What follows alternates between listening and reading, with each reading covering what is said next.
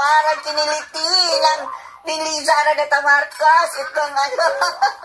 Ito si Katunying, mga kababayan. Sara Duterte na tatakbo daw po sa pagkasenador sa 2025 midterm elections. Ang kanyang ama, si PRR na natin to kunwari lang mananalo yung tatlong Duterte. Hindi kunwari, sigurado, Tunying. Sigurado. Ito nga mga kababayan, bago natin ituloy ang video na ito, kung bago ka lang sa aking YouTube channel baka pwede makahingi ng like at subscribe at click mo na rin ang notification bell para updated ka sa aking nilalabas na bagong video. Salamat po. May napanood akong video ni Katunying nung nalaman niya na yung announcement ni BP Sara na tatakbong senador si PRRD at dalawa niyang anak.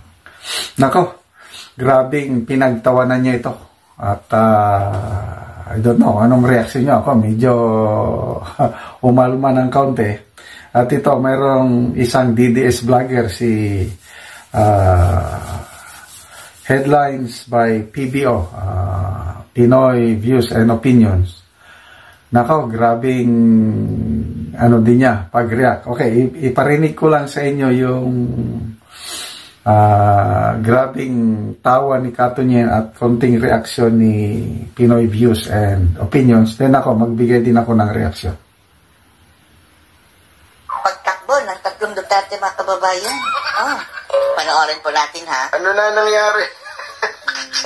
Yan o. Tawang-tawa, pinagtawanan niya, mga kababayan. Parang kiniliti ni Lizara de Tamarcas. Ito si Katunying, mga kababayan. Napakayabang. Okay, ulitin ko lang. Sa isang ambush interview sa Cagayan de Oro, sinabi po ni Vice President Sara Duterte na tatakbo daw po sa pagkasenador sa 2025 midterm elections ang kanyang ama, si PRRD. At ang kanyang dalawang kapatid na lalaki na sina Mayor Baste at Congressman Pulong.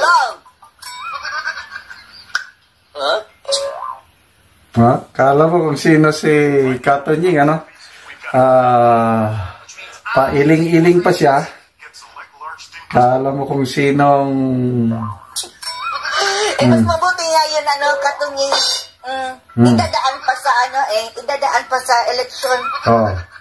Yung amo mo, sinasabing amo mo, di ba, sabi ni Maharlika, akusasyon sa'yo, tutak ka ni, ng mga Marcos. Tutak, yes. Mo daw.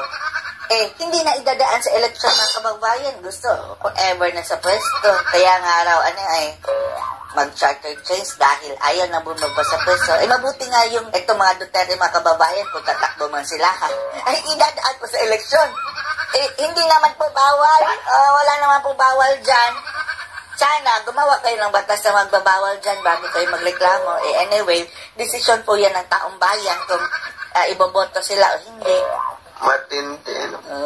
Matindi. Parang. Diba?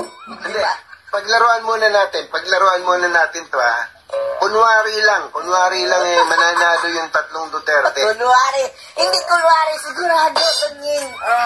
Sigurado. Kunwari mananalo. So, ayan, tumirada ulit si Katunying. Kala mo kung sino siyang, I don't know, grabe yung, bilib ako dito kay Katunying nung una. Nung nasa ABS-CBN pa. Nanonood ako palagi. Kala ko may paninindigan, may prinsipyo.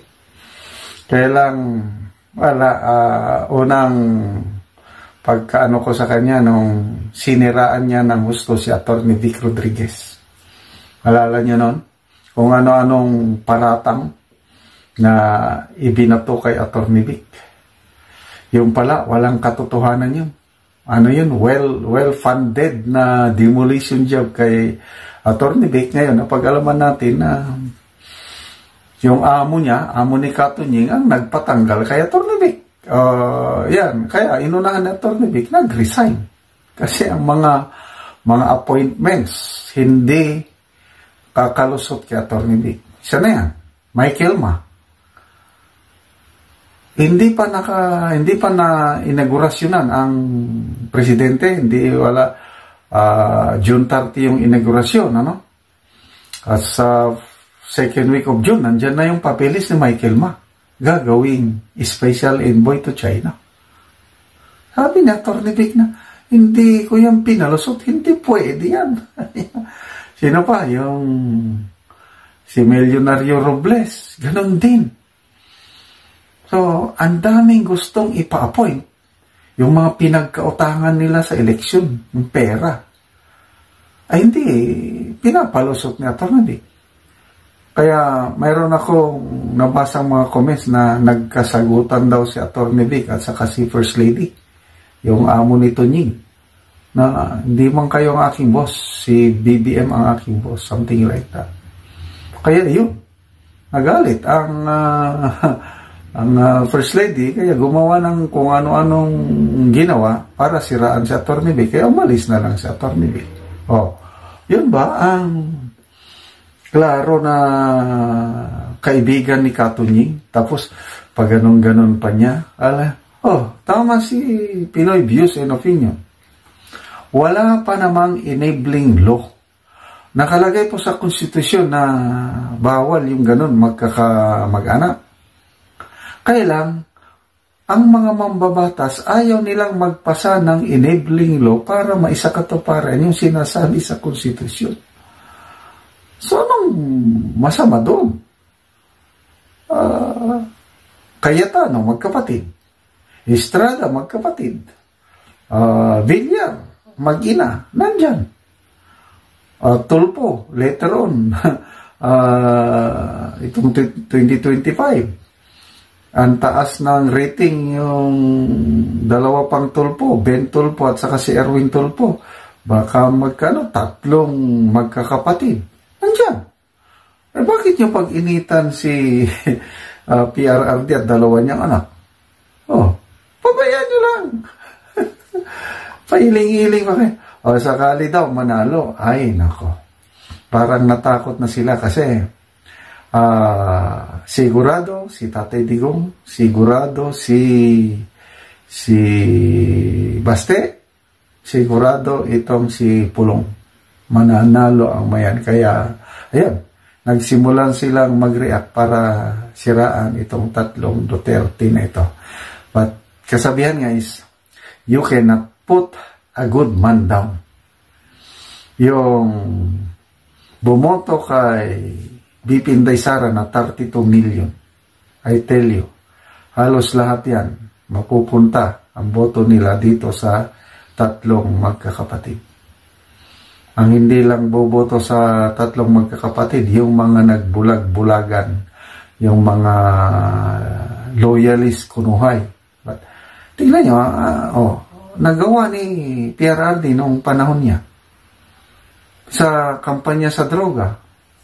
Lahat nagsasabi na bumuti ang kalagayan sa problema ng droga panahon niya. Ngayon, bumalik sa West Philippine Sea. Wala tayong sigalot noon sa China.